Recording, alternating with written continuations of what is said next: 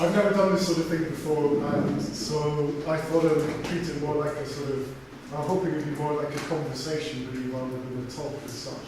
But I just got a load of slides, and so I'm going to go through them and sort of mention bits and pieces, and if people need nudged and talk it up, yeah, feel free to ask questions and see how we go. So this is a wig I like to wear when I'm in search of creativity. It's kind of magical, but I don't think we need to know anymore. What about the beard? Is that the beard? No, it's false. Oh, right. Yeah, the hair is the real bit, actually. No. Other way. Other way. Okay, here we go. So, really just, initially I used to play a lot of music and was really keen to continue doing so, and wanted, my sort of international pop career was very short-lived, in fact non-existent, I think, really. So it all kind of came to a halt when a producer came in and was very bullying, and actually I just thought that I would rather be in control of what I was doing. So I started painting much more seriously. I'd always sort of painted and drawn a bit. And at the time I was working as a probation officer, fairly recently qualified, and so I was making paintings like this, which were kind of just mark making really. And I suppose at that time I was beginning to think, maybe about sort of patterns, and also perhaps about patterns of behaviour, which really sounds a bit spurious, but it was about trying to kind of link maybe my work with into the art that I was making.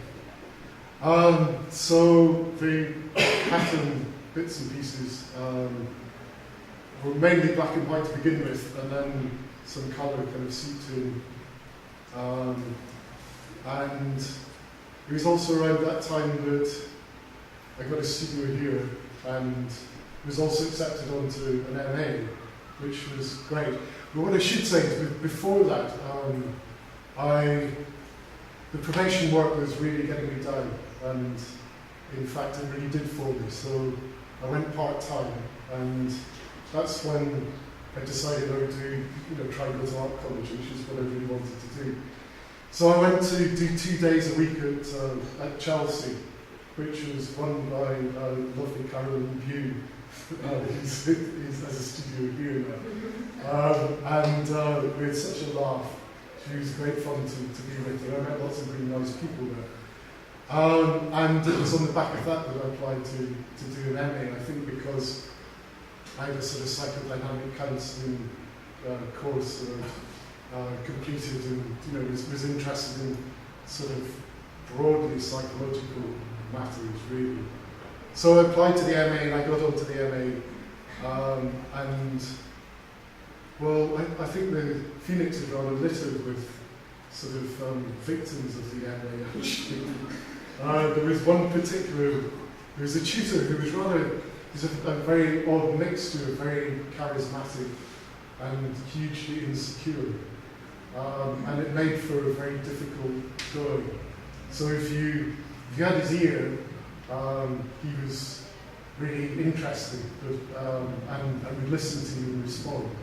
But he was also, I found, very intellectually very sort of snobbish, and would put you down. So I found it a very difficult environment. So having gone from a very happy time, which is, I suppose, is a bit more like a foundation, I find the MA quite difficult. But it was, still making work and meeting nice people and finding them inspiring. So I better rattle on because I've got lots of slides. So these again, there's more sort of people face some sort of head shapes coming in. I was lucky enough to have a couple of shows in Dublin in a friend's house, and this is one of the paintings for that show. I don't know if it would help at all, or be at all interesting to know what some of them are called. Good. This is called The Body with Part, because it's fairly self-explanatory. I think I actually looking at this, thinking about abstraction and just and whether there's a narrative there or not.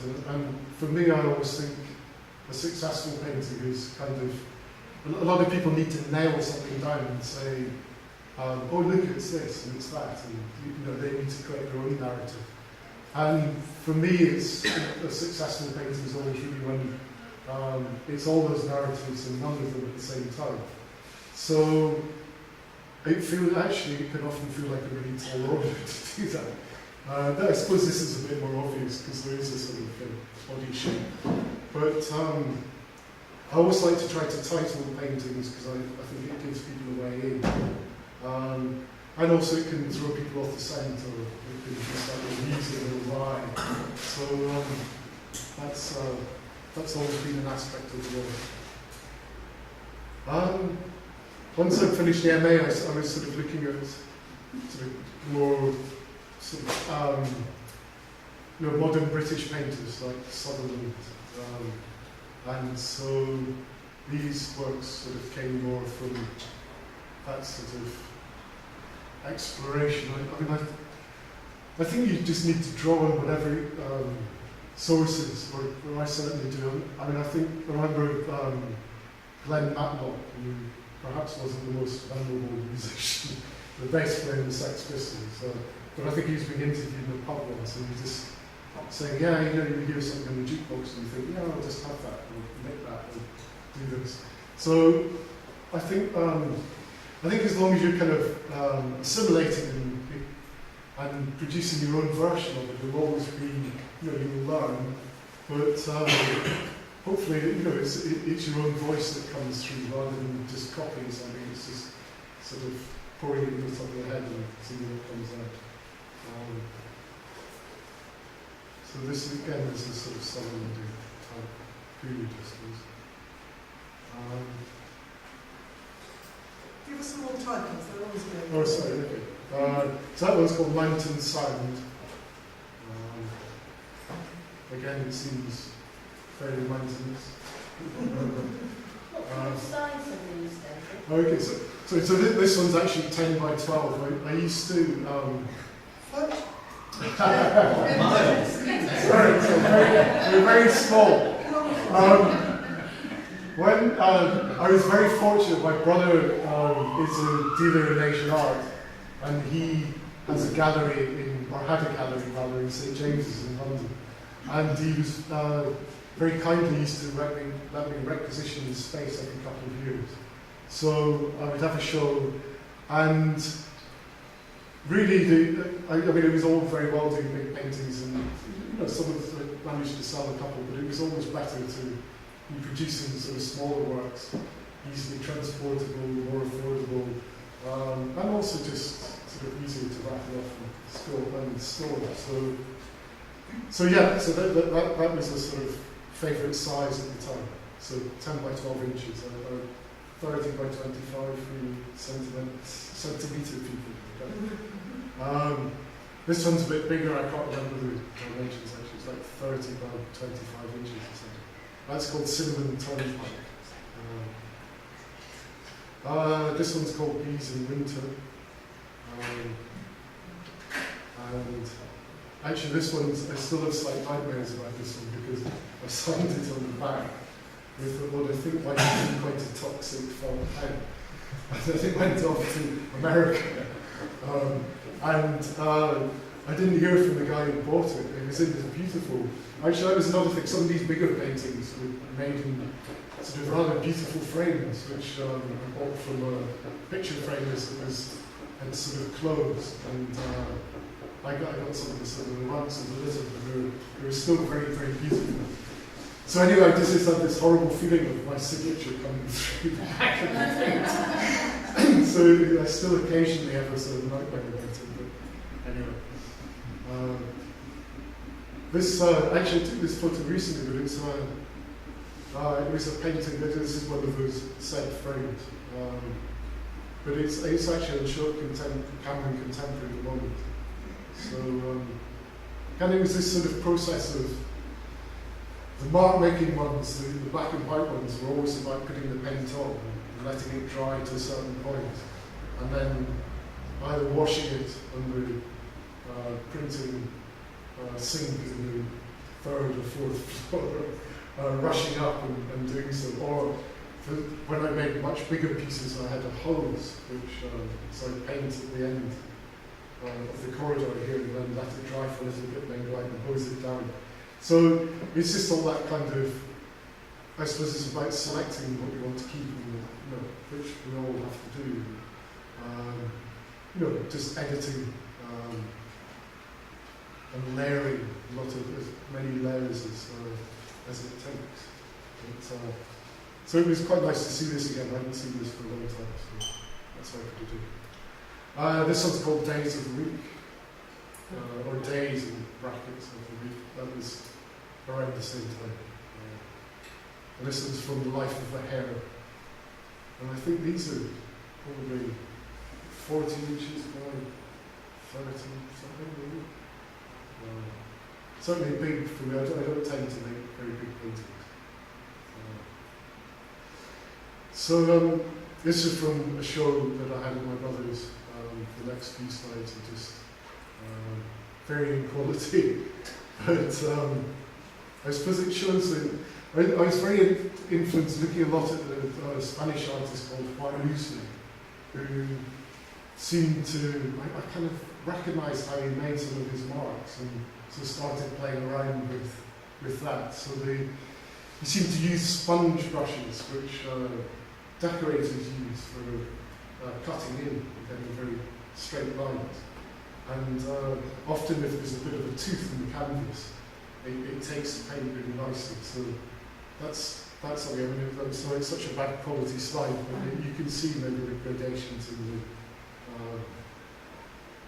the colour. And are these oils or acrylics? Sorry, they're all acrylic. Yeah.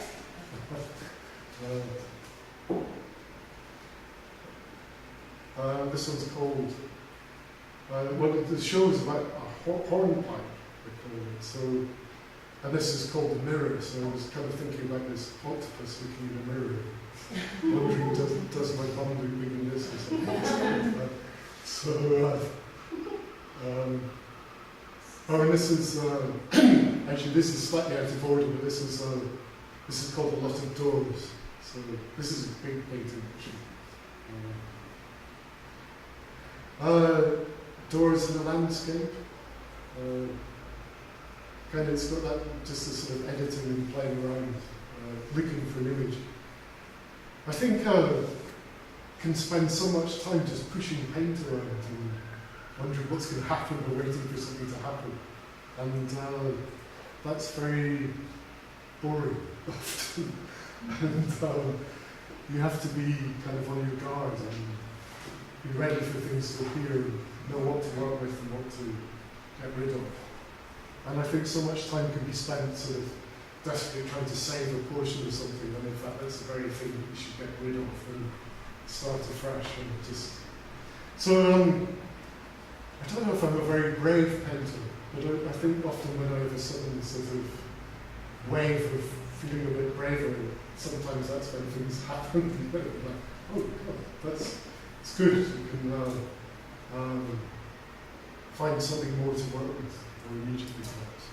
But I like working lots of paintings at any one time. I remember someone putting me up about asking how I was getting on with painting for a show, and I think I had something like 16 paintings on the floor, because I like painting on the floor, so you're sort of stepping around them.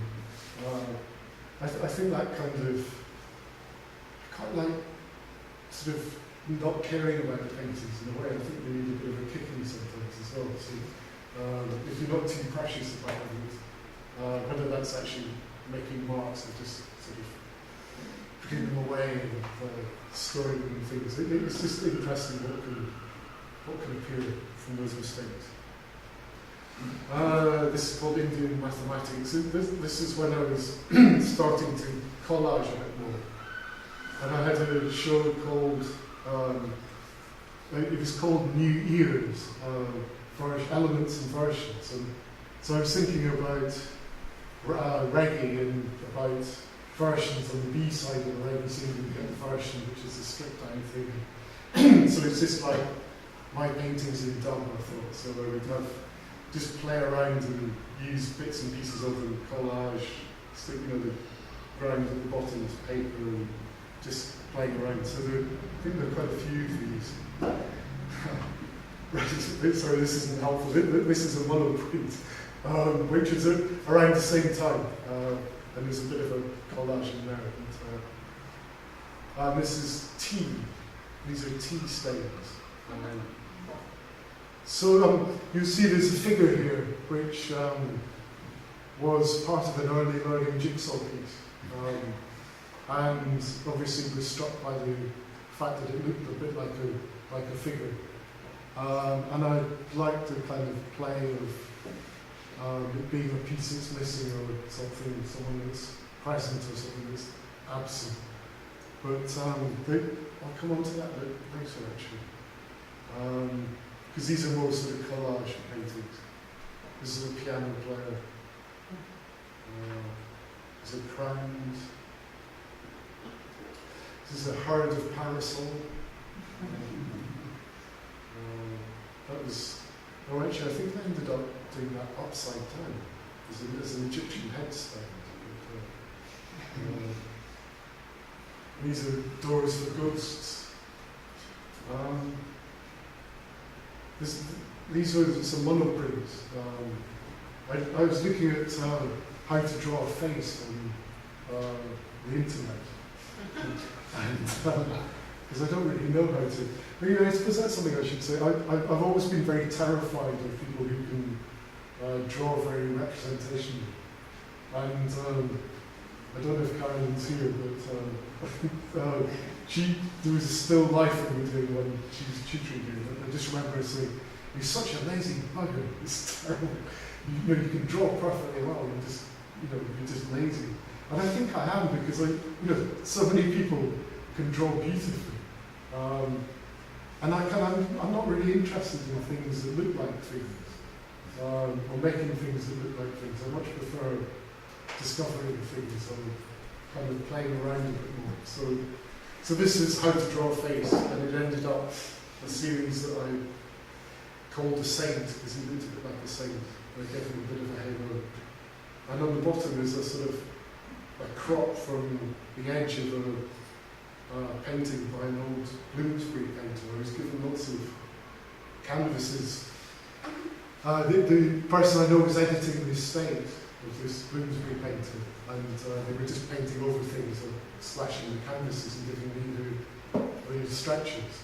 So this is just over the edge, and I just really loved it. It seems very sort of Bloomsbury. So that's how that came about. So it was part of that sort of New Year's. This is called New Year's, which is the name of the show, which is at my brother's place. This is called Logical Solutions, after those ridiculous vans you see driving around with Logical Solutions written on the side.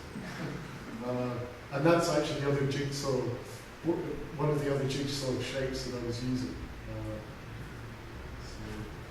I think this is a saint with a hangover. Or no, maybe that's or a saint with his time out, I think. Okay, so we sort of jump back a bit, but again, this is about the mark making and then just painting into it. I think this is called Lime and Dog Years. I don't know if you can recognise the mark of that particular brush. These shapes are coming down in the black. But that's the mark that those sponge brushes make. This is a sort of earlier collage piece. More like drawing canvas, really. This is called Wireless. This is called this is Emergency Ponchos. I think I was cycling past the shop and they were selling emergency poncho against the rain. So,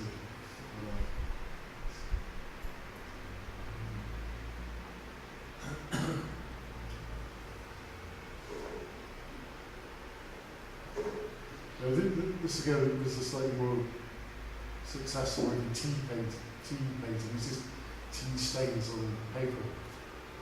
I like the idea of the everyday, and well, I certainly drink a lot of tea every day. So,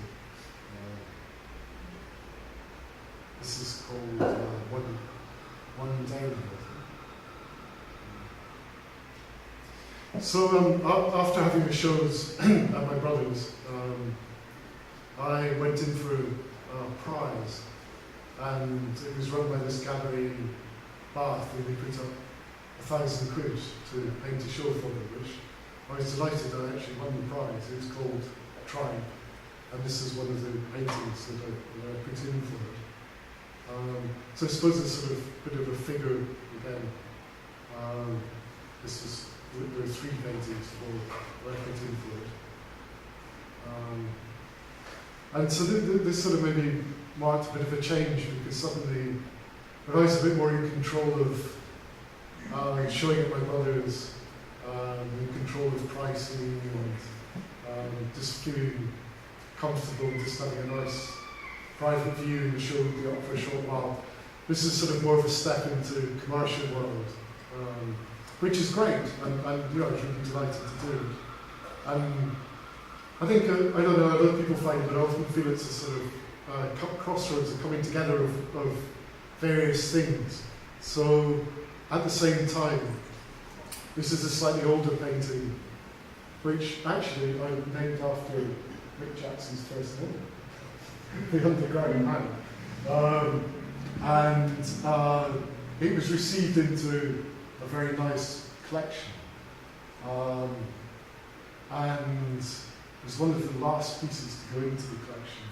And so it was on show in Bath, in the museum in Bath, at the same time that the Tribe business was happening. And then I was very lucky to get the cover of the Bath magazine. And so I don't know how much influence that had on me with Tribe Prize, but it certainly seemed to help.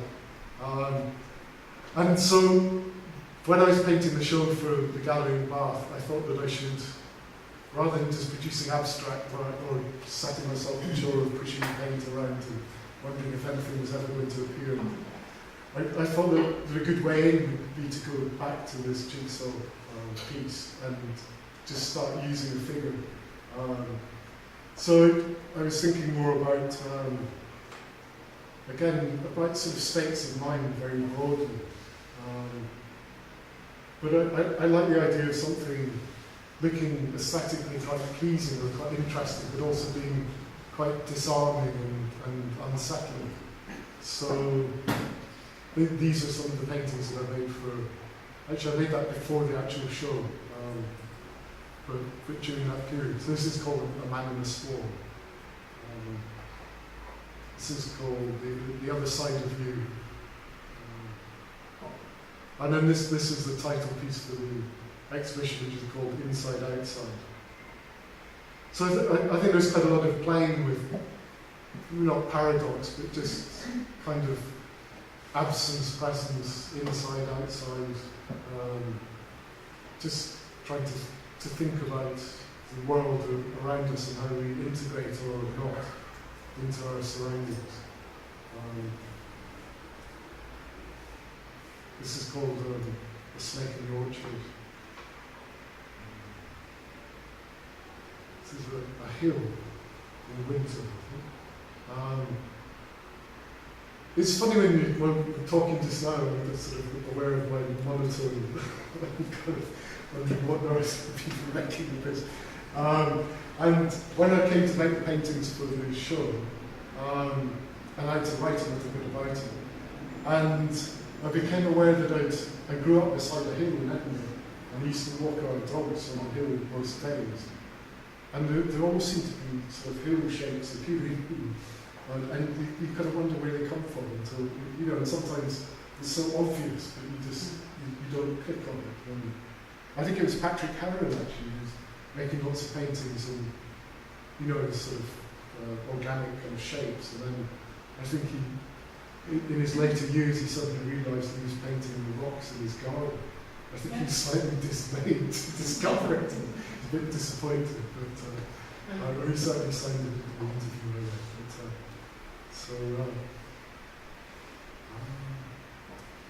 This is a man with decisions to be made. Waiting for the rain. There's a very bleached beach. It's a terrible photograph. It's called Hive. So these are all from the show. I find it really great to have a show to work towards. Actually, I'd never worked as hard, really, because I thought it was such a great opportunity, and indeed it was. But I had maybe 10 months or something, and I just really applied myself and made maybe sort of 40 or 50 paintings in sort of various states of undress during that period, and then I think about 30 ended up in the show. But this is called Network in brackets, Southeast. Just based on going up to London at least once a week, with just connections. And, this is Beekeeper.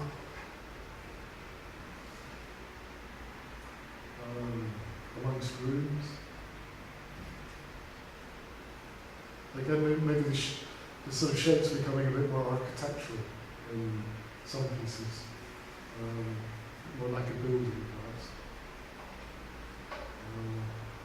So our house is not a home. It's called Something Somewhere. I like to be nice and vague, just keep people guessing. These are hoops to jump through. This is a lament for Tinky Winky, who, I don't know if you know, but poor Tinky Winky was axed from the BBC because he had a handbag, and there were complaints about it. And I just thought it was outrageous. So yeah, poor Tinky Winky. This is called An Envious Tide. I suppose again, hopefully fairly self-explanatory. But I don't know. A lot of people responded, or a few people find the figures a bit sort of scary. And I don't know if people feel they want to kind of that they are the figures or it's other people. But I just feel maybe it's a sort of portal to help people get into the painting. And also, kind of, I know it can be too easy because sometimes, I've got various cut-out shapes so that if I'm making a painting, I can walk it up and just stick the figure in and go, that's nice and easy. But it doesn't always work, so you've got to be careful about that and edit. This is a man in an opera. The sheets are quite particular about having brackets actually, so it's a man, and in brackets in an opera. So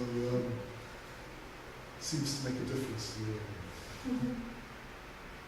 It's called A Safe House.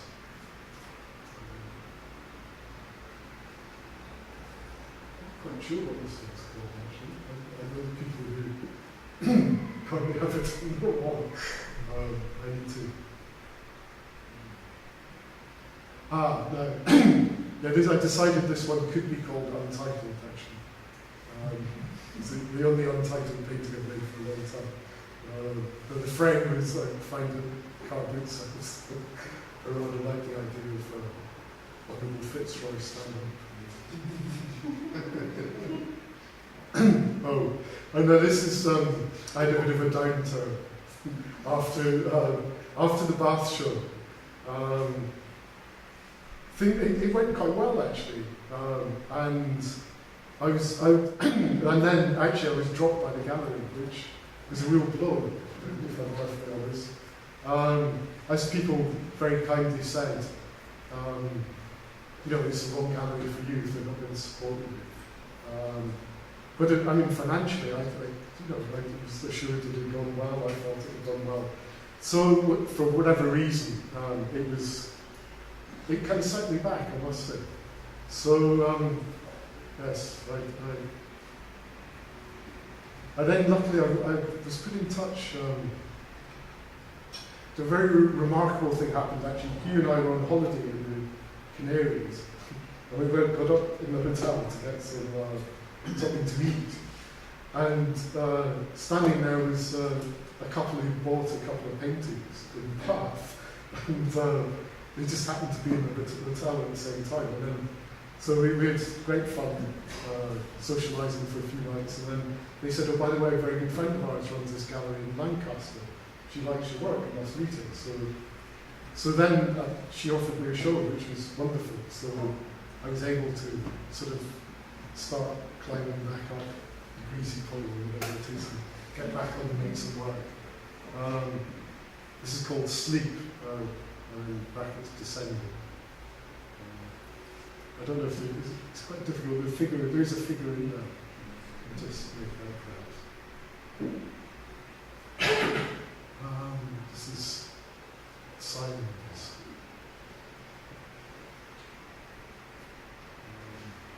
Seeking an audience. These are slightly more recent paintings. They're not terribly well photographed, I'm afraid. I haven't had my usual photography around recently. This is seeking possibilities.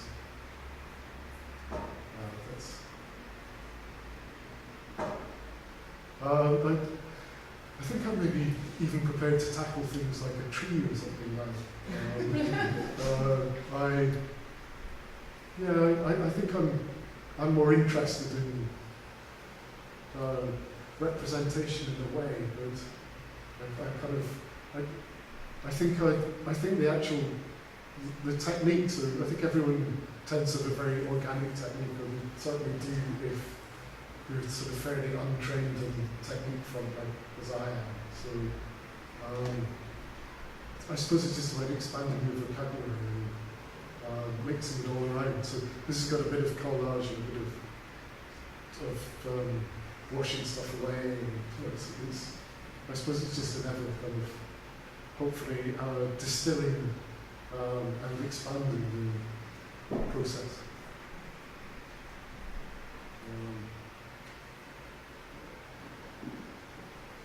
And I've always drawn a lot. When I worked in court, and it was very, very boring often. So you just sit and draw all the time, and just not be thinking about what you're drawing. And so I don't know, I just sort of throw these in. I tend not to work drawings up, but I do enjoy drawing.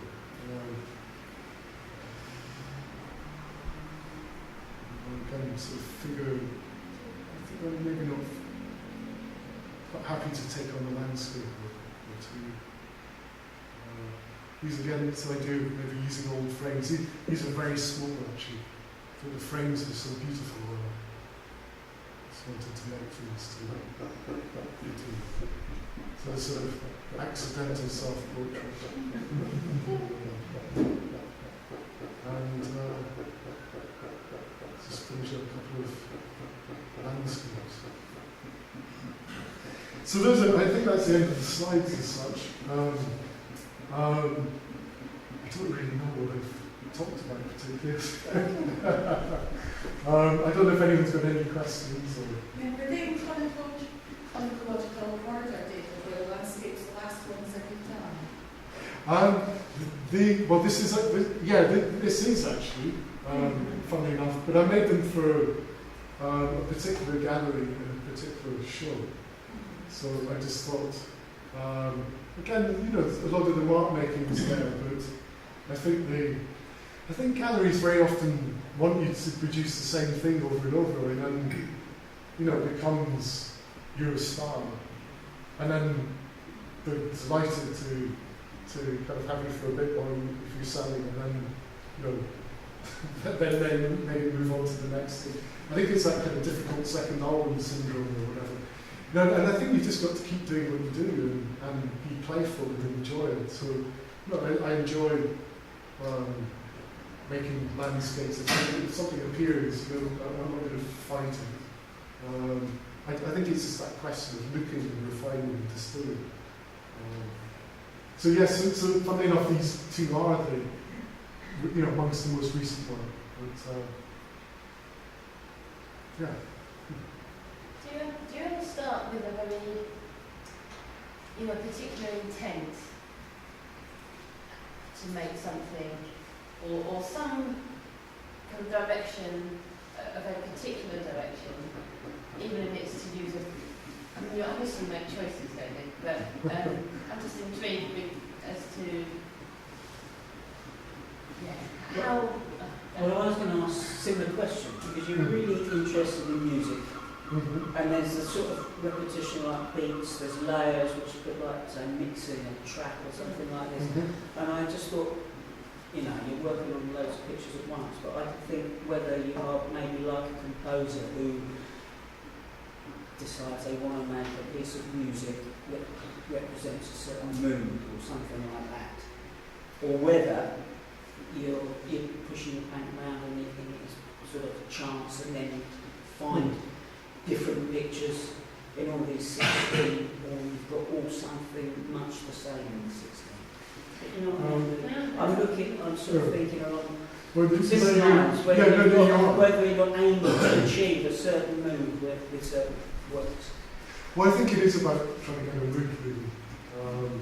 And you know, I think like the initial marks can kind of set the tone.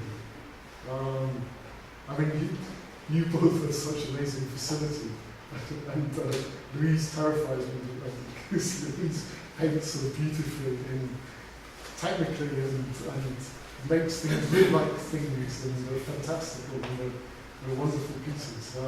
I couldn't begin to paint like that, so I can't. So yeah, I just can't do that. So it's about looking for things. But I like the idea of music because actually I went back to making some music maybe 5 years ago or so, probably longer actually. And I find that I was approaching it with a much more painterly style really. And I think for Justin, who I work with, I would be talking about what I wanted it to sound like, and it'd be it was sort of almost be quite obscure and ridiculous. It was quite descriptive, but it was layering. I think it was the thing.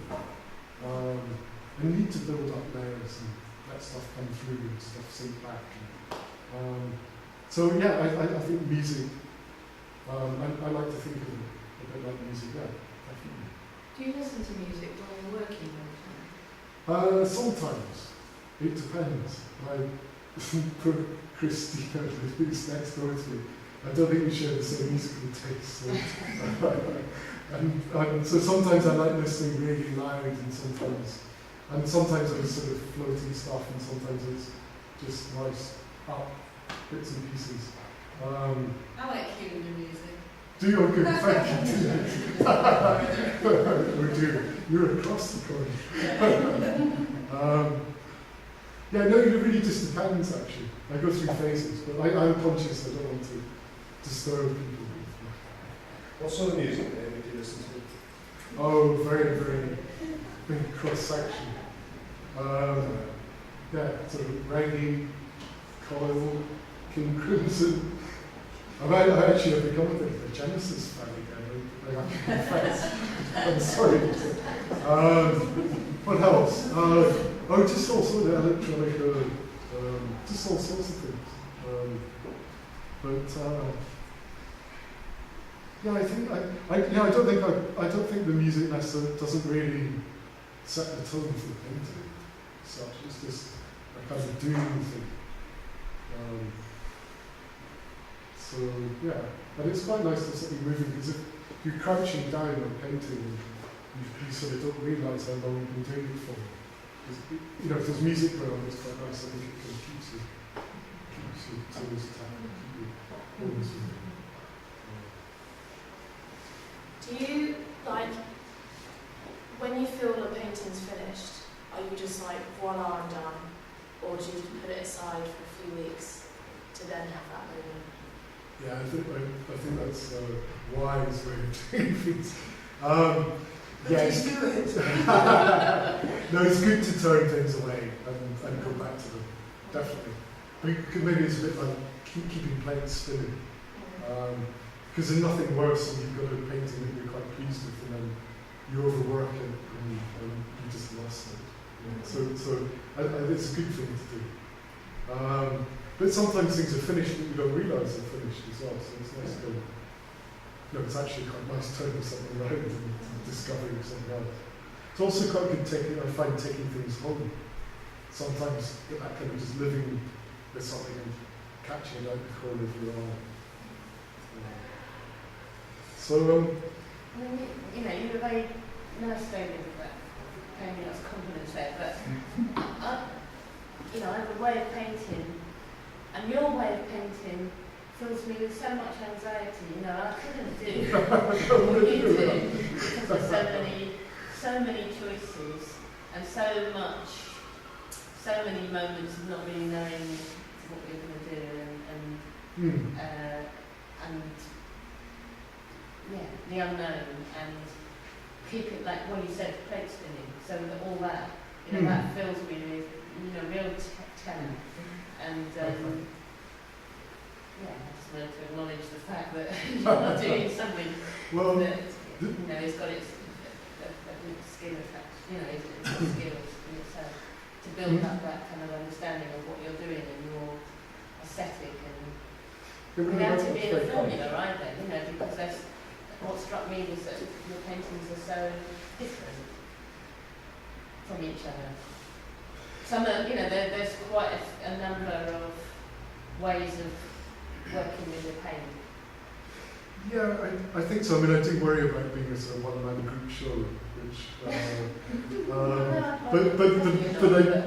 I mean, that's a sort of genuine anxiety. But I think it is just that kind of playful thing. Yeah.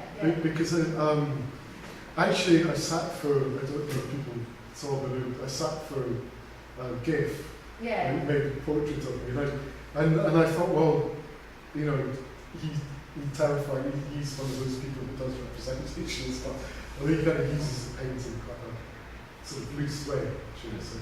But no, wonderful painter. And I thought I'm probably not going to learn much from this. And then we had a laugh and chatted away, and then at the end of each session, you just get turps and splash it onto the canvas and run. And you just say, oh, keep it moving. And that becomes a sort of mantra that has stayed with me very much. Is just sort of keep things going, keep playing, keep moving things around. It doesn't matter if you mess it up or it gets messed up.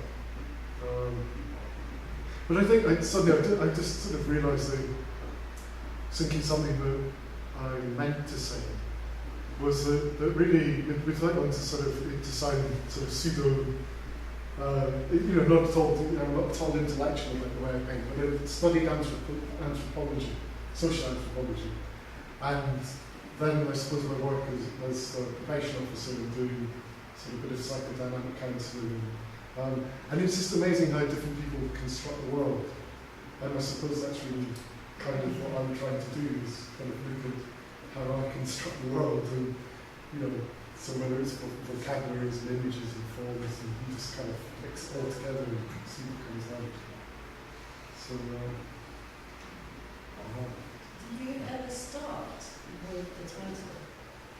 No, it always comes afterwards. Yeah.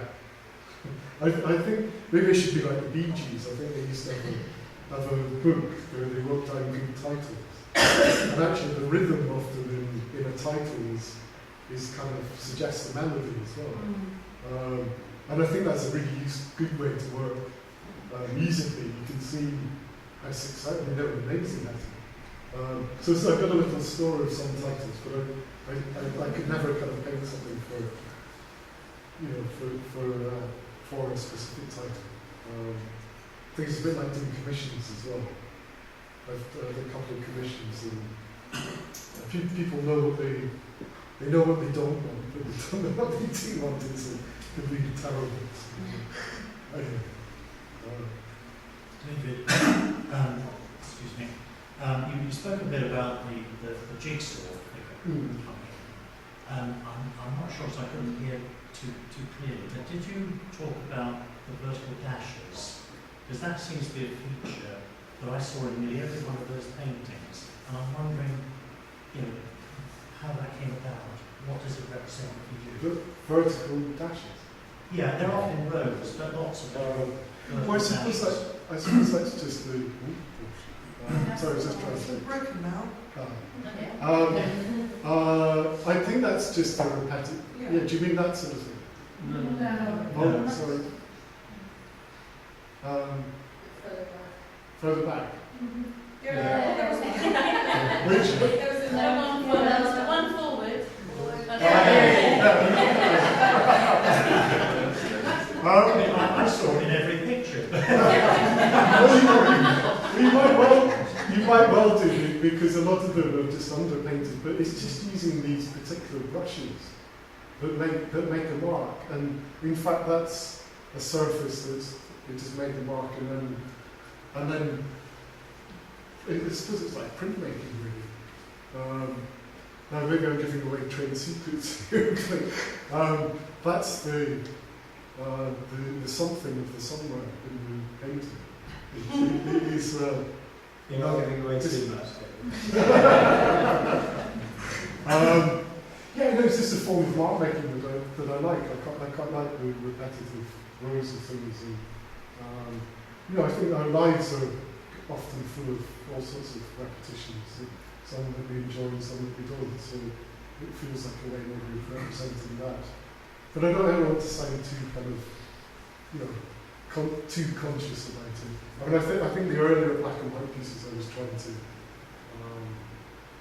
you know, I really thought, I think I was trying to kind of hammer a theory to the pieces rather than just letting them breathe and be themselves, if that makes sense. So I think sometimes people make work and then they invent this huge kind of blur around it, which is just kind of like trying to fit a square peg in a round hole. But you just need to leave people to make their own mind. So I think maybe I hope that's what my work does. I feel like I've been ranting forever. I think that's enough. It's brilliant, David. I think that's a great time to end. And you said you were worried about being the one-person group show, but I think all your work is sort of demonstrably you. It's great. There's a nice variety that's still the same mind. Exploring different stuff. I thought it was fantastic. So thanks, David.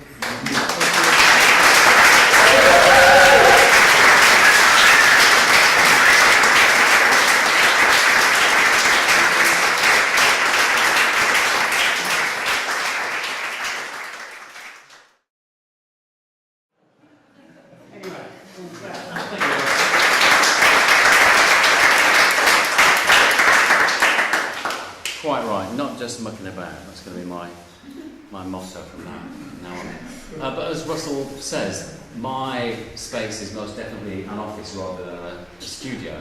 I mean, I talk to my kids about going down to the studio, going to the offices, but you know, mine's more of a study, piles of books and papers everywhere. My brother-in-law visited last year sometime and had a wander around, and he said something along the lines of, so this is all stuff that you find inspiring. And I thought that's about as good a description of what my office is to be as anything else. So I'll talk later about objects and how important they can be to me. But these are piles of certainly on the right, these are ideas for novels or collections of stories that have been out for years, and they're potent objects, a lot of them. But yeah, I like the fact that I'm the one writer in the building, and I'm going to kind of defend that status, I think. And we had open studios a couple of months ago, and people were wandering around, and they'd get to the top floor and say, you're the writer. So it made me feel like sort of a rare species that was somehow inveigled its way into the Phoenix building. But I am genuinely interested in interdisciplinary work. I do a bit of teaching over at West Dean, and one of the days I teach there once a month is about working outside of yourself and having a different perspective on your process. So I take my creative writing students to the musical instruments department or to the furniture department, because I think it's instructive to have a different perspective on the process. And I learn a lot about process talking to my neighbours. I've got a jeweller and a ceramicist and a fine artist all around me. I like the fact that I can gas away to them about different processes without us stepping on each other's toes. Because trust me, you do not want a landing full of writers all next to each other, moaning about who's got the biggest advance and who got shortlisted for this prize and all this terrible anyway, and so on and so forth. So writers aren't really pack animals, so I feel like I have a rather lovely exclusive status here, and I like the relationship I have with my neighbours. So yeah, the temptation for me is to talk about my career, in inverted commas, as a narrative. So when I was a teenager, I wrote that dreadful poetry that all teenagers write, and then I went to drama school and wrote plays, and then I formed a band and wrote lyrics for those songs, and those songs eventually got so long that my fellow musicians said, these aren't songs, these are goddamn short stories, go and do a creative writing course. So it'd be easy for me to say that it was all bound to happen. There was a sort of causality to my development. But my problem with that is that it's retrospective, and my memory of being a teenager in my 20s was that I didn't know what was going to happen next. When I was 23 or 24, I thought I was going to write songs all my life. I thought I might become a record producer or an engineer. 3 years later, I was thinking something else. So I think it's a mistake for us to look back and organise things too easily. It's too simplistic. And similarly, I think when I'm talking to creative writing students, I have to remind myself that when I'm writing, I'm moving blindly into the future. Someone like Robert McKee, has anybody heard of Robert McKee? He's a sort of screenwriting guru. Screenwriters love to talk about, or academics love to talk about Robert McKee. And he has lots of lovely diagrams and graphs and triangles and incisive this and denouement that. And a lot of it makes good sense to me, but my problem with his approach to writing is that he starts with a completed film like Casablanca or a million other films and says, this film works. Why does it work? It works because this is here and this is there. Therefore, your film has got to have a beat here, has got to have a climax there, has got to have a disaster there. And I think that's a limiting way of going about the creative process. So when I talk to rookie writers or my occasional creative writing students, I will try and give them advice on character or situation and everything else, but I encourage them to start with their own idea and try and work kind of organically and work out from that. Because I know that when I'm writing, stuck at one of my various desks or nodding off in one of my various chairs, what I'm doing is just trying to get to the end of the next sentence and speculating forever onto the next page. So yeah, as Russell mentioned, this in a way kind of bought me my career. So my editor at favour now. I suspect every time he gets a new manuscript from me, which is once every 4 or 5 years, prays that it's going to have anything like the success that my first novel did. And God knows whether that's ever going to happen again. But I would say now, again, probably talking retrospectively, but I would see now 4 points in my career that helped me along the way. The first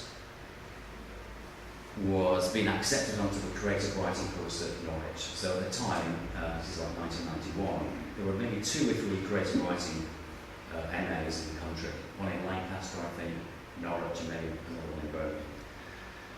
So getting onto that course with Mark Bradley and Rose Tremaine was a big deal. And then 3 years later, having an agent take on my book had taken me on very significant. Getting the book published, originally by Picador, was a huge moment. And again, having the book do well in that it was shortlisted for the prizes, most significantly the Booker Prize.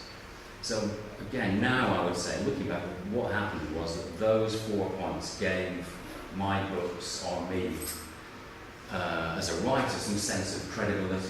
So having an agent say, oh, I'm going to represent you, means that other people in the trade, and as far as I'm concerned, there's the kind of world of publishing here, and then there's the writers floating about like little shagged out satellites around the atmosphere of the planet.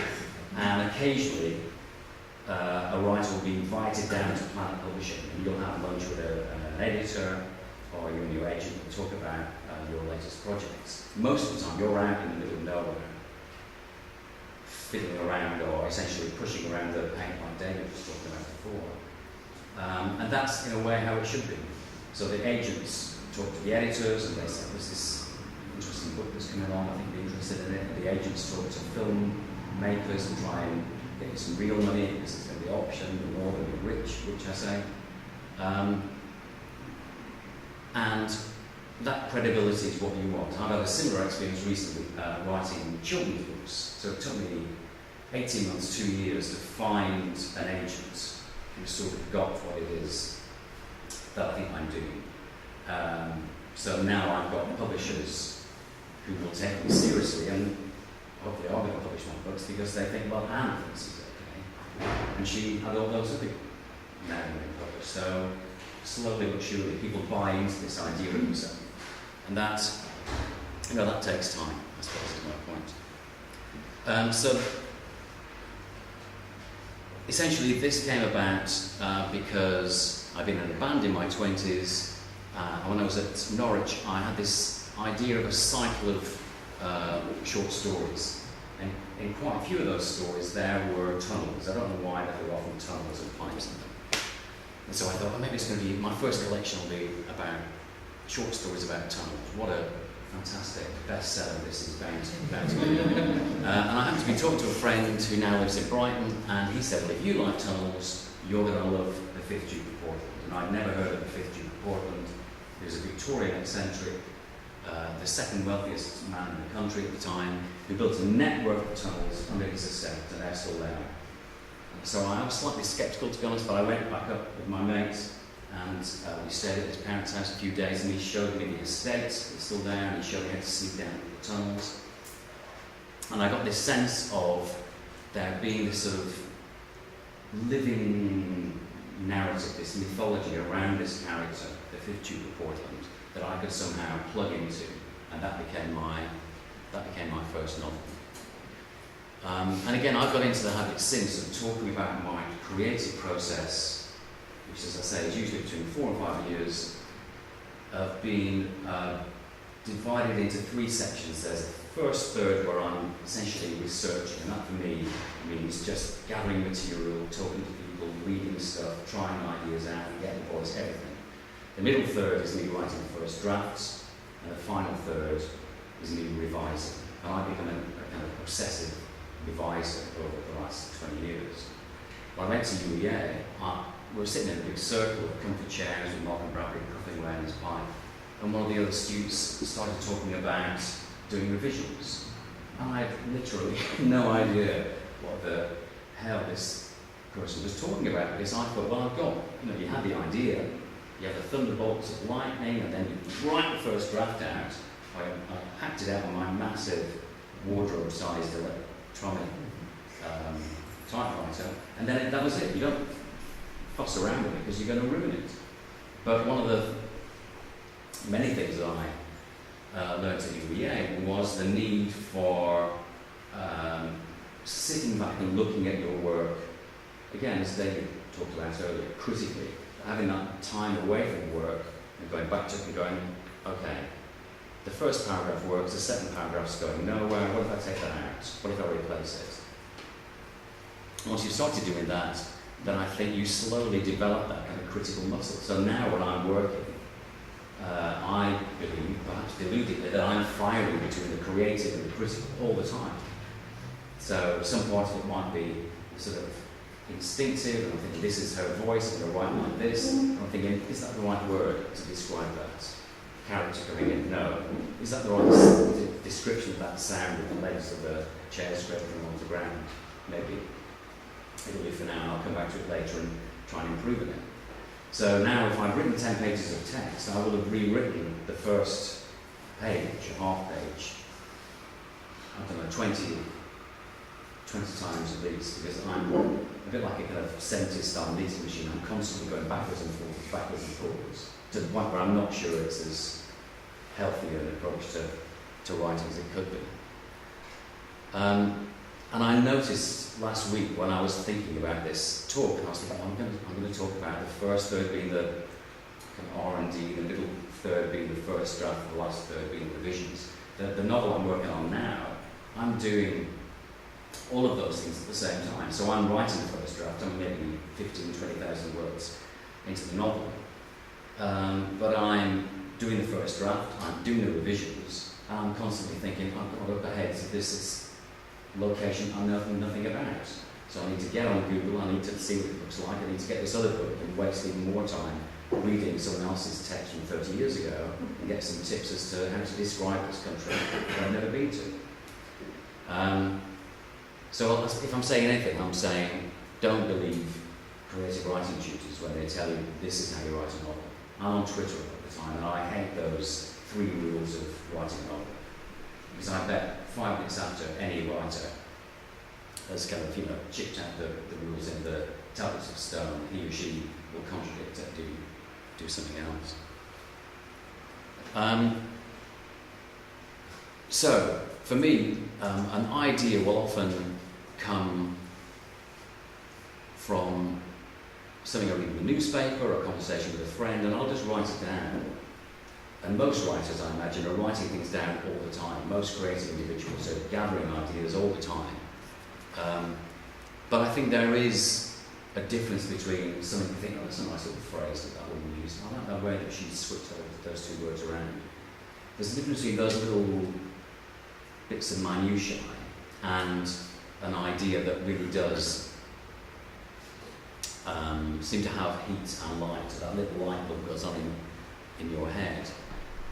So years ago, 15, 20 years ago, I was reading an article in The Guardian, and it happened to mention, it was a tiny little piece about that big, 50 words, and it mentioned that the moors around Haworth are one of the few places in the country where they have signposts in English and Japanese.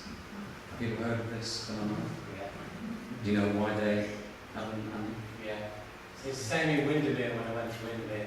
There's Japanese signs everywhere and on the ferry across the lock and and stuff like that. And I was thinking, why is everything in Japanese? But then I found somebody who worked in the tourist information who told me about it. Right. So you discover why it's in Japanese when you go around the corner and the load of Japanese tourists get off and go off to the parsonage. And I'd heard about this, that there was an interest or a fascination with, in this case, the Bronte sisters and their novels. And I suspect that there was a certain generation in Japan that studied Wuthering Heights or Jane Eyre at school, and it sort of, fixed in their minds. But also, Haworth is pretty much a sort of, it's like a museum town. I don't know if you've been there, but it's a strange place. The whole town is sort of stuck in aspect of it. So I was brought up I'm a Lancastrian, obviously Haworth is in Yorkshire, there have been wars between the two counties and so on and so forth, but as an East Lancastrian, West Yorkshire wasn't that far away, so we would go to Haworth when I was a kid and walk up and down the cobbled streets and go to the parsonage.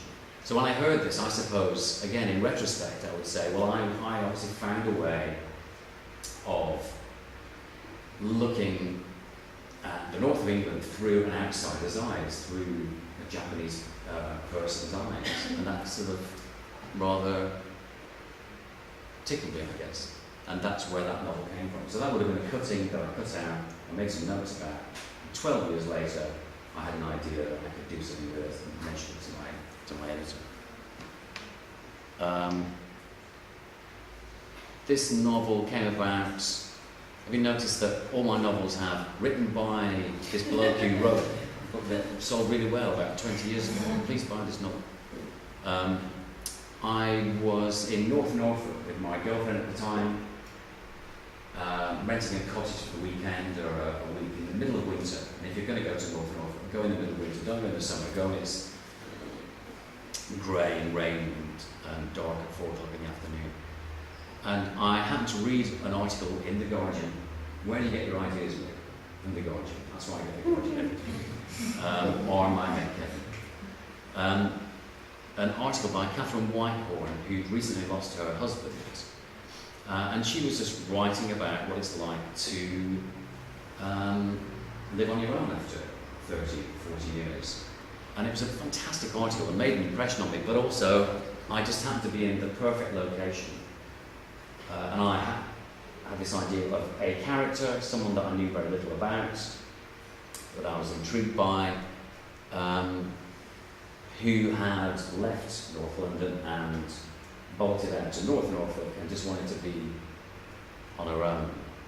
And for me, I would say if I have a character and a location, or a character and a situation, or a duke and a bunch of titles, then I've got something going.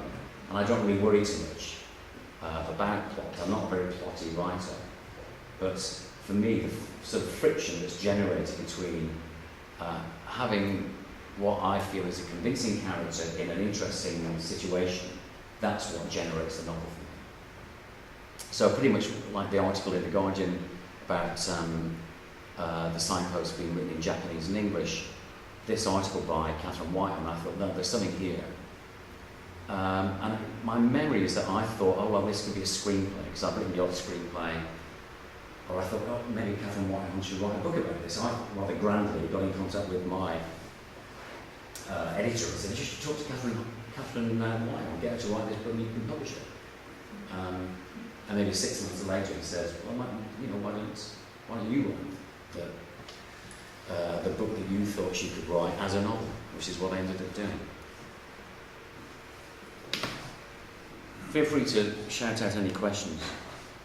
Did she know about it before?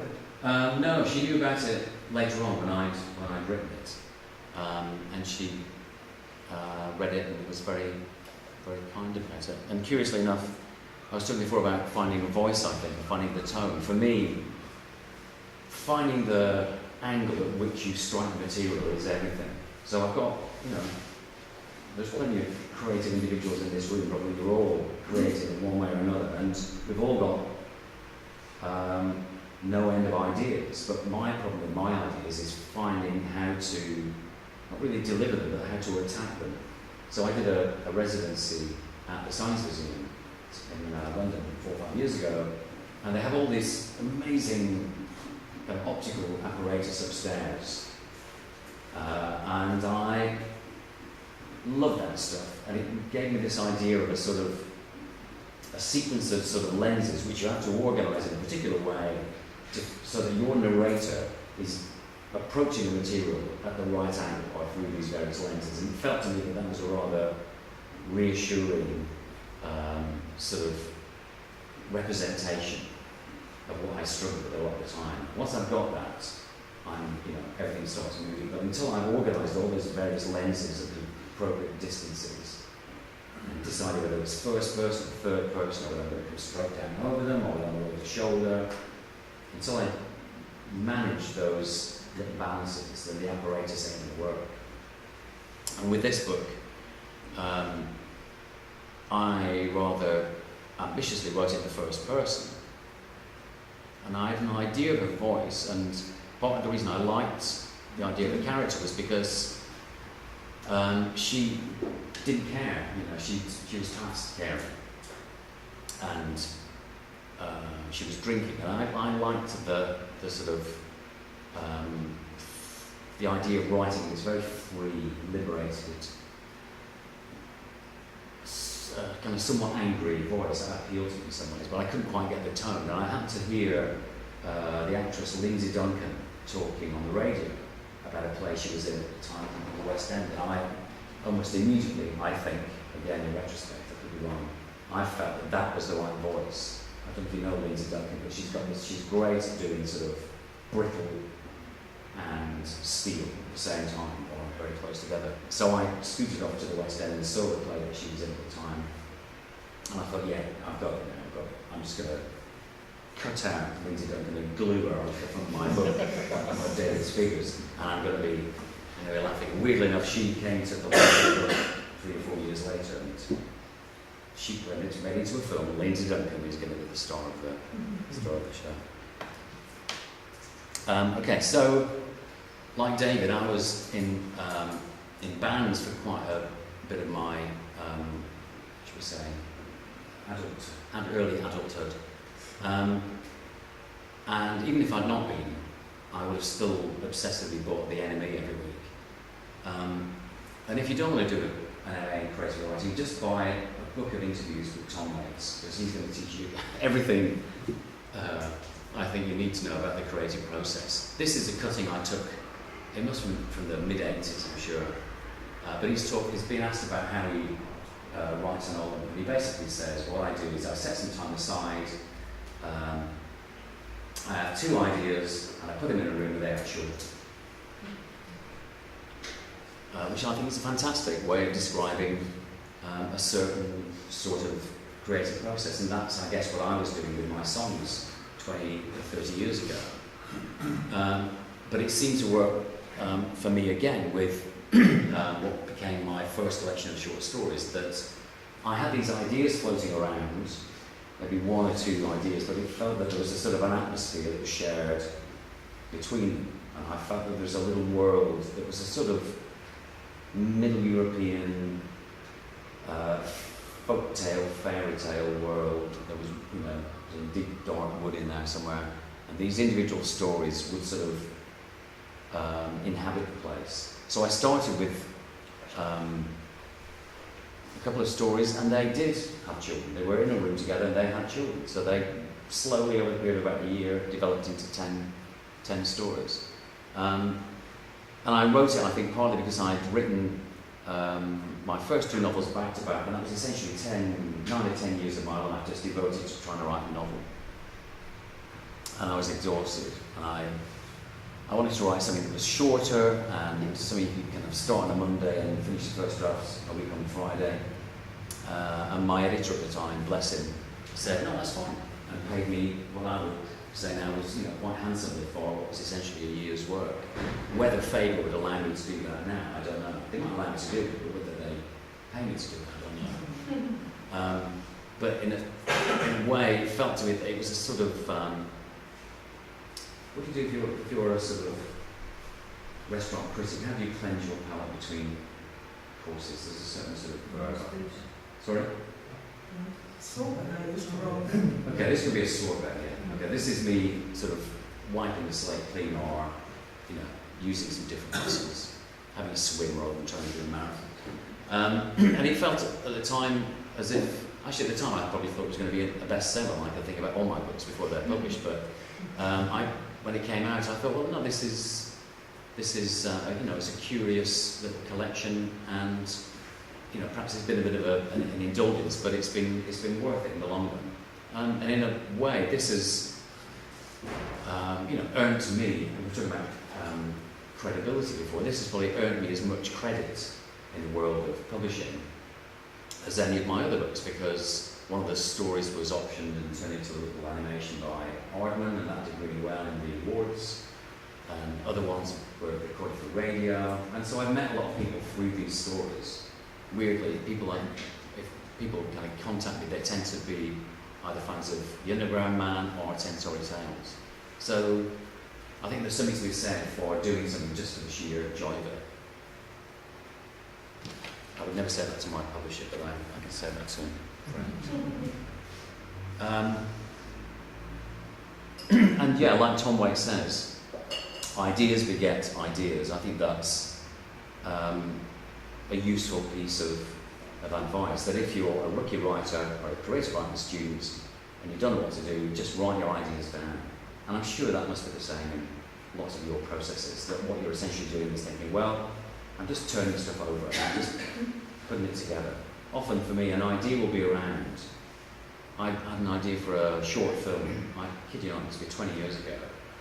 And we tried to get funding for it, a bit of filmmaking for a while, but it never really got anywhere. And then about 18 months ago, 2 years ago, I happened to be talking to someone at Westing about certain artists that he knew something about. And it was like a sort of collision between two planets, or two, maybe that's a bit too grand, two rocks flying through space colliding. And what essentially I recognised was that this idea needed this other element. So it was a good idea in itself, but it needed this other character. And through this conversation, I thought that suddenly makes this apparatus work. So I've got this other character who animates these other characters, whereas it was just going nowhere, it was just this dialogue between these two guys. And I convinced myself on the spot that it should be a graphic novel. And I like graphic novels. And I contacted it was ridiculous, it happened within about a week. I contacted my agent, who's replaced my original agent because he got too tired waiting for me and all these other authors to finish their goddamn novels. And I said, you wouldn't happen to know the guy at Jonathan Cape who does all the graphic novels? And she did. And I said, could you pitch this idea to him? And she did. And literally within a couple of weeks, we're all happy girls and boys. And we're going to write a graphic novel. Something I will do before the deadline next September, I'm sure. But it just goes to show that ideas are still a good idea up to the point where the missing bit of that jigsaw comes in from left field, and suddenly it's animated. And I couldn't really explain what that is, what that process is, until it happens. You know, when it's working, you say, that's what I meant, right there. I was reminded of this phrase earlier this year. I think a film came out which mentioned it, and it used to be a sort of a phrase I'd written on a bit of paper stuck up at my desk. I think a writing tutor mentioned it at Dartington in the 80s when I was there, and I'd forgotten all about it, but it kind of came back to life, and I thought, no, that's interesting. That is significant in my process, that in my little office, or my lovely office, I've got lots of objects around the place that feel as if they've got some sort of potency to them.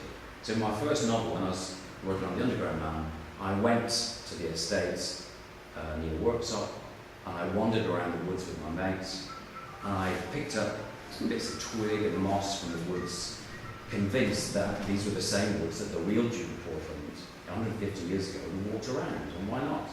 And I brought those bits of foliage back to my office, and I had them around the place. Now, is that me being ridiculous and superstitious, or is there some useful psychic energy that is somehow helping my project move forward? And frankly, who cares? If it's working, then don't fix it. So for me, there are lots of parts of the creative process that I can talk, with some sense about, and there are other elements that I don't, there are other parts of the process that I don't quite understand, and it doesn't really bother me. I have no desire to try and yank up the bonnet on that particular part of the process and understand what's going on. but objects for me do have a great significance. And this sort of is a sort of illustration of the point in that my last novel, Yuki-chan in Bronte Country, I ended up with a young Japanese woman who comes to England, comes to the UK, essentially to follow in the footsteps of her mother who was there 10 years earlier. And her mother since died, and she's essentially a kind of detective, a kind of psychic detective. And she goes around Harrow, but she also has been down to London. And one of the places she wants to go to is Buckingham Palace, because she loves all that swinging 60s stuff. I met quite a few Japanese students and Japanese people who lived over here. Seiko's still around. My example of the person, there are many Japanese people that I spoke to to go, but Seiko was one of them, and either she or one of her mates mentioned to me about the whole swinging 60s stuff and the 60s fashion the Beatles are seeing. And I've always loved these photographs of the Beatles fans outside Buckingham Palace. And why wouldn't you love the Beatles fans outside Buckingham Palace? It's ridiculous, no one's getting hurt, everyone's getting excited. A policeman's getting his helmet knocked off his head. What's not to love about these photographs? So I think I must have tripped over this in one of the collections at the kind of end of the millennium photo collections that I've got. And curiously, there are two different versions. I think there's a cropped version, and actually this is the cropped version, I think. There's a wider shot that shows the edge of the crowd, but this somehow, kind of intensifies the atmosphere. And so I knew that somehow this was going to be in the novel. And so I had my character go to Buckingham Palace and have this on her phone and try and work out where it was taken, which posts it was up against. And one of the things I like about this photo is, so as a writer, you think, well, I'm going to write about the police and how they look as if they're dancing, and I'm going to describe the girls, the three main girls, and their different emotions on their faces, and they're wearing knee socks and skirts at this length, and so on and so forth, and the fact there are a few boys in the crowd as well. And I started to notice, as anyone would after 2 minutes of looking at it, that there's a stills camera somewhere, there's a movie camera, but also that there's a guy up here who's recording the event on sound. And in a way, for some reason, that excites me more than the fact that someone's photographed it or even filmed it. The fact that someone's got that sound of Beatlemania, I find very, very exciting. And so I have my character be excited about that and her speculate about where all these people are, and is there a way of doing some art project where you locate every one of these now middle-aged women and aged policemen and get them back together and get them in the same positions and play that sound, and something weird might happen. I don't know what it is, she doesn't know what it is, but something weird might happen. And so there you go, there's a page and a half of my novel written because of that photograph. I mean, most of the stuff isn't as straightforward as that. Hopefully you're going to have characters who are just describing photographs and what it means to her, but I love that photograph, and I like the fact that it led into other things in all sorts of ways. Is the photograph reproduced in the book? It's not, no. But I worked on the basis that most people would know what Beatles fans look like, and most people have an idea what was going on outside Buckingham Palace when they went to the MBEs. And these days, most people go, oh, just Google that shot. Yeah. There it is. Why are the Beatles fans outside Buckingham Palace? Why are they what? Why are they outside Buckingham Palace? Because they want to see the Beatles. Where are the Beatles? They've either just gone through, they've been driven through in a car. Get in their MBE. Sorry? Get in their MBE. Yeah. So have you not heard the stories about, I think John Lennon claimed that they had a split in the toilets. And then one of them, maybe a couple of them gave the award back later. Because of something like that. Well, that's right, yeah, they claimed that they'd taken LSD before going into it. I think they did. I think it was the Queen.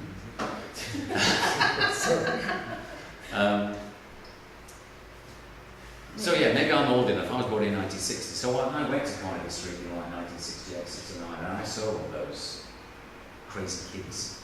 And so it's, you know, it's close. It's my older cousin was a big fan of the Beatles, so I kind of, this is again like Howard, it's close to my own personal experience. And this is a little brochure of a photographic exhibition that I think was here years ago, and I just happened to pick it up and was flicking through it, and I just loved this image of the three rather gaudy carpets all meeting at a doorway. So if the previous image generated, I don't know, a couple of pages of text, or maybe the best part, a short chapter, this probably created a line of text where in the B&B in Howard, when she goes in, my protagonist looks down and thinks, my God, look at these incredible carpets. And they're not quite the same as these designs, but she looks down and thinks, I'm going to come back with my camera and take a photograph of these fucking carpets, they're amazing. But it fed into that idea of, a foreigner looking at English B&B carpets and going, what the hell is going on here? So that book was around for 3 or 4 years, and it contributed to a single line or, part of the general atmosphere of the novel, I would say. Does anybody recognise this person? Have you seen this man? This is David in his dotage is reflecting on his many exhibitions. Apparently this is a representation of Archimedes, and the one thing I can remember from going to Queen Elizabeth's Grammar School in Blackburn is when a body is totally or partially immersed in the fluid, the apparent loss of weight is equal to the weight of the fluid's displaced, or something like that. And Archimedes is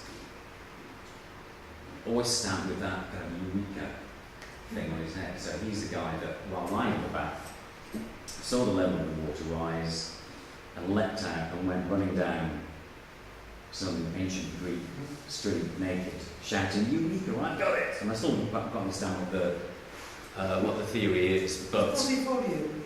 Sorry? It was body volume. Body volume. Yeah.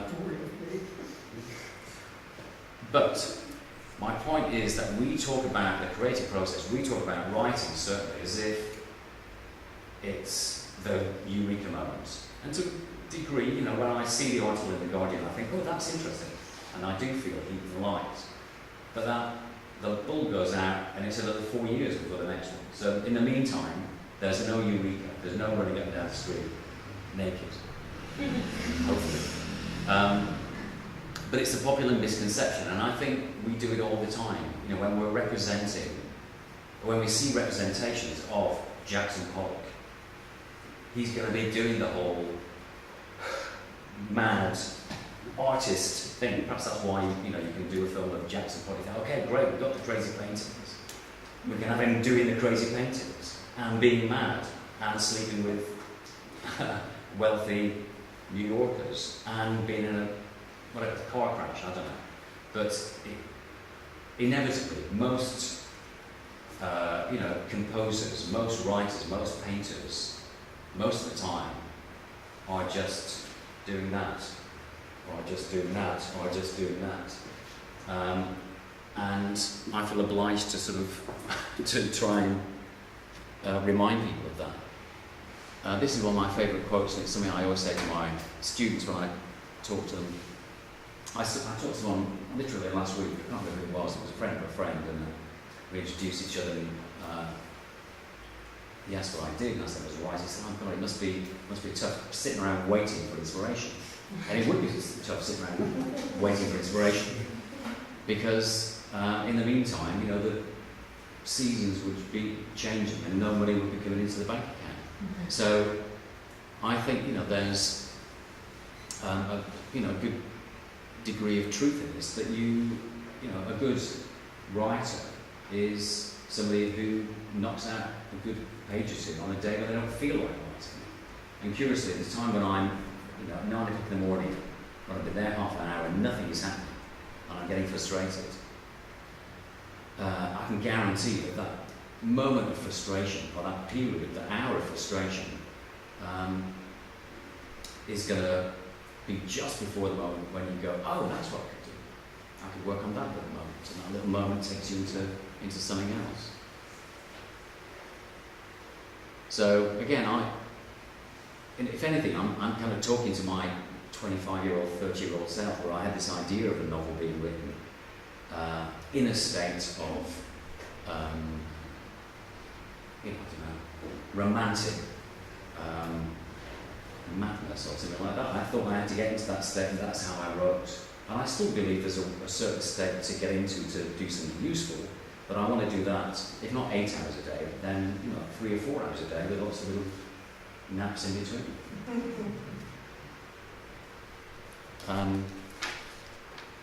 Okay, so I would say if you want to break down writing into something that's bite size, instead of talking about character development and this and that and the other, for me, writing is simply asking what if.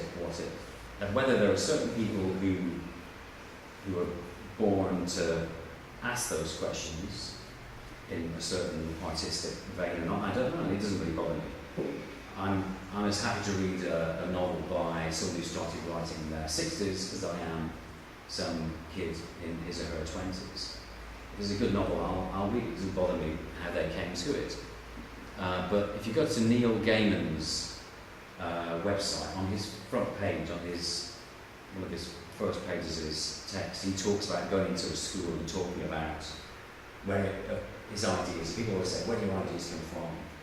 And with adults, he says, he says something flippant about going down high street and going to the ideas shows. But he said, confronted with 26-year-olds, he felt he had to be a little more honest. And he simply said that what I do all the time is I think, what if? And I think that's true for certainly most writers, that when I see a representation of a signpost that's in English and Japanese, I think, what if there was a character who came to England because of something that happened before? What if she looked at the world in a different way than I look at it? And I'm writing some children's books now, and I think that same thing all the time. What if that astronauts that came back to Earth brought back with him some of that anti-gravity stuff that they have in space, so he started floating around. So I think I do that. I think writers do that in the kind of macro sense, but they do it in the micro sense as well. That every time I'm writing a line, every time I'm revising a line, all I'm doing all the time is speculating about what happens next, or whether that's the right word or this is the right word. Writing is nothing but binary editorial. Is it this way or that way? Is it a longer sense? Is it a shorter sense? Is it first person? Is it third person? Do we finish the chapter here, or do we have another paragraph? That's all you're doing all the time, just nudging endlessly into the future. And I say that because I think that's a reassuring way of looking at writing. You don't have to have a grand notion necessarily. It helps sometimes if you know where you're heading, rather than just firing off into the distance. But essentially, all you're doing is making those tiny, tiny decisions all the time. I'm going to show you a couple of pictures of some of my heroes. Bonus points for simply anybody who can recognise this. David's not included because he probably knows this person. Go to grass? Pardon? Go to grass? No, it's Richard Broughton. Has anybody heard of Richard Broughton? Well done. So he was a West Coast kind of hippie writer. His first books were published by City Lights in San Francisco. I didn't realise that until long after he became a hero of mine. So he writes really quirky, very short books. And some of his collections There's a great book, the book that I really fell in love with was called The Tokyo Montana Express. Have you ever seen a copy of that? It's a fantastic book. And it's just a series of tiny pieces. You know, some of them are a page and a half, some of them are 2 paragraphs long. And again, in retrospect, I would say Richard helped me shift from writing lyrics into writing fiction, because I thought, well, Richard Borsley did those fabulous collections where that story barely got off one page onto the next. So I don't need to think about writing a 20-page story of a 10,000 word piece in the first instance. I can just write a little idea to get that down. And I think that's how I sort of nudged my way from lyrics into very, very short pieces of fiction. So he's one of probably my patron saint of writing. Anybody recognise this person? This is Astrid Lindgren. Has anybody read any Astrid Lindgren? Go out tomorrow morning and buy some Astrid Lindgren. Go and buy it, get on starting.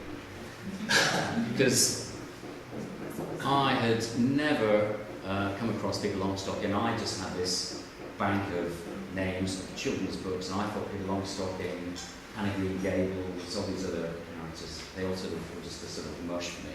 But reading her work to my kids, I read Pippi Longstocking, thought, what a genius, she's funny, she's tender, she's wry.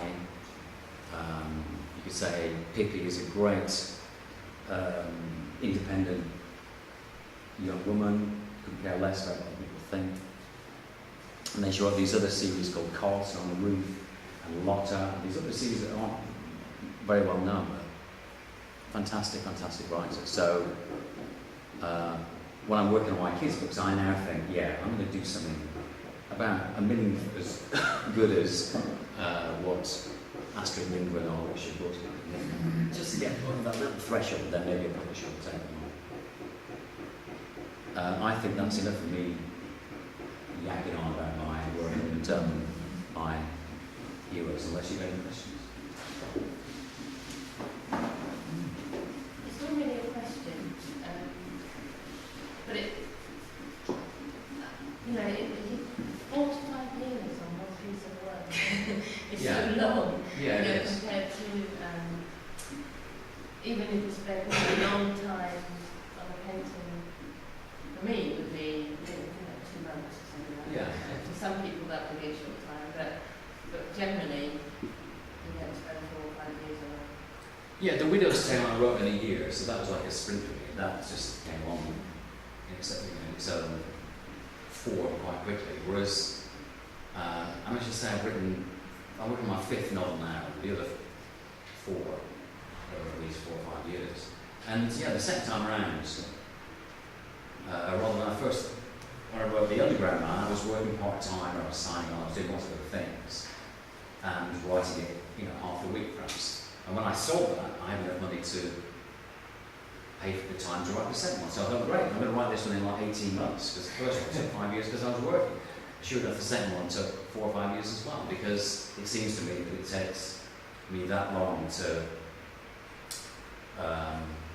develop the ideas. And by research for me means a million things, but I don't want to start writing until I've got a pretty good idea what I'm doing. And even then, as now, I think there's all this other stuff I need to work out as I'm going along.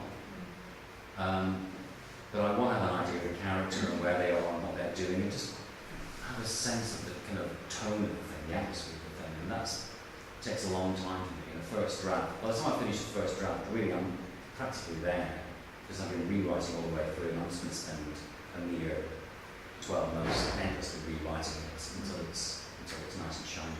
So do you ever start a piece of work that doesn't go anywhere? Yes, and that makes me feel slightly nauseous just saying that word out loud. But I think one novel I started and it didn't really go anywhere. And I spent maybe 3 or 4 months writing it, and it just clearly wasn't going anywhere, so I just stopped and worked on something else. But Yuki Chan in Bronte Country, I started thinking, I'm going to write it quick like I did with Widow's Tale. I wrote the first third quite quickly and wrote the middle third quite quickly. And I've got the habit with the last few books of writing, say 20,000 words, giving it to my agent. If she likes it, she'll show it to my editor. If he likes it, they'll give you a bit of money. Go on, buy yourself a couple of pasties, mate. And it worked with the Widow's Tale. And it worked with the first third of Yucky Chan. And then I tried to write the middle third, reading the rest of it quite quickly, and the wheels just came off. And that was a terrible experience. And one I'm not wanting to repeat. So that now, I think again, I thought, oh, I'll just take your time. It doesn't matter.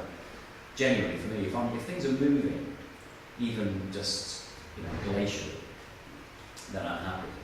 Whereas it's when things stop, and again, I'm sure that's the same for everybody here. But if things just genuinely stop and you don't know where you're going, then you're in trouble. If things are moving, and I can always go back and rewrite the last chapter and think, oh, actually, I've got an idea for the next chapter. That's fine by me. Because then I can tell myself eventually it will get finished. So is finishing and letting go, is that a relief or is it hard to do? Does your agent know part of that? I think by the time I'm finishing it, it's between me and my editor, or me and the copy editor, essentially. Oh, sorry, editor, I meant that. Yeah. So the editor will have, in my case, his input, and then pass it to a copy editor. But I am one of those people who will just keep on fiddling with it until they tell me to step away. Stop now. Yeah. Step away from the work. Yeah, so essentially they call security and they... Yeah. And then you disappear for 2 months. Yeah. I mean, a good writer would be well into their next novel by the time this novel comes out. But I'm usually still lying in bed, asking if I can go back and change a few more things when the book comes out. And books can come out very quickly now. By the time you've said, okay, that can go to the... Oh, yes, printers, in months' it can time. come back, In a couple in a couple of months, it's amazing. Yeah. When you write your first draft, do you start from page 1? I do, yeah, I do. And I know writers who can start all over the place. Yeah. And that, again, that terrifies me. So, have you ever sort of done what you thought was page 1 and then sort of thought you need to add something? well, that's a good question, because what people often say is that you write the first 2 chapters getting into, that'll be us in 10 minutes. Then we write the first 2 chapters to find our way into the novel. It's something that is often said about first novels. You go, okay, it's a great novel, I'm just going to chop off those first 50 pages, because that was you just warming yourself up. The reader can work out where they are, who's what. They've read the back of the book, they know more or less what's going to happen. With Yucky Chan in Bronte Country, it had a real proper start where we were introduced to the protagonist, and she's with all these older Japanese women. And I think both me and the editor felt that I kind of rewritten it to death, it just felt a bit flat. So what he suggested was taking a chapter from later in the book that was kind of freestanding and just gluing it as a front. And it kind of worked in that you didn't know what was going on, it was slightly unnerving, and it had some energy to it, and that's what we want. So there are writers, like Zadie Smith always claims that she will sit down and start writing and see what it takes her. Russell Hogan, one of my heroes, claimed that he would just sit down and do the same thing. Sometimes he'd end up in the land of milk and honey, and sometimes he'd end up in the desert. And he never knew, and his publisher never knew which it was going to be. And I could never do that. I had enough difficulty getting through a novel, thinking that I know where I'm going. The idea of just let the handbrake off and put myself down. I like David.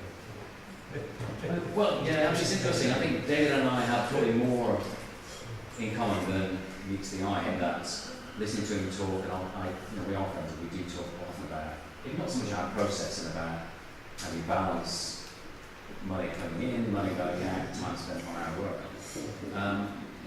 But yeah, I've heard David talk about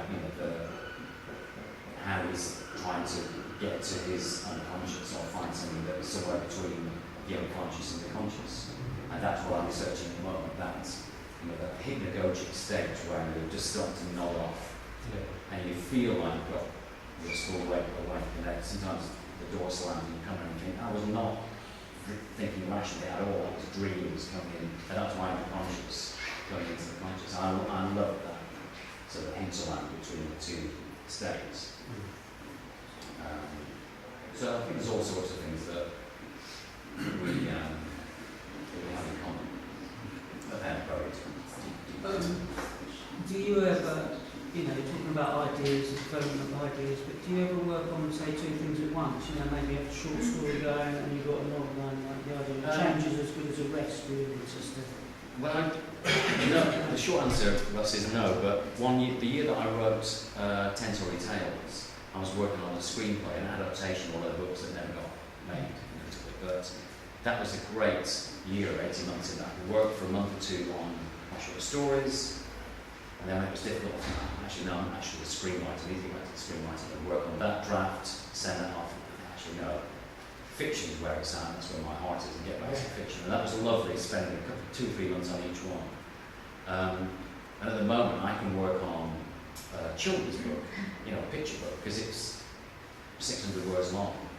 So I can devote a day or two to that and then get back to the novel. But the problem is for me, if I'm going to make progress with a novel, I really need to, have a big block of time. Otherwise, I'm always fiddling around and not getting down to it. It takes me, it's the old turning the tanker thing, that you need a good week for me to get myself into that world and get out of the cogs moving.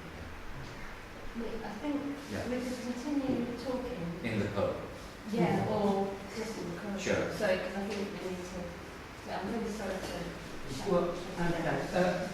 Thanks, Mick. One thing I'd like to say, what was so unusual about this, because usually we're visual artists, and so what we do, we're seeing the work. I think it's our duty to go away and read some of Mick's work for those people that haven't read it. Yeah, but I thought it was amazingly generous the way of just telling us about the working process. There's many people that wouldn't do that, and I just thought it's fantastic. My pleasure. Thanks, David, as well. It's been a great evening.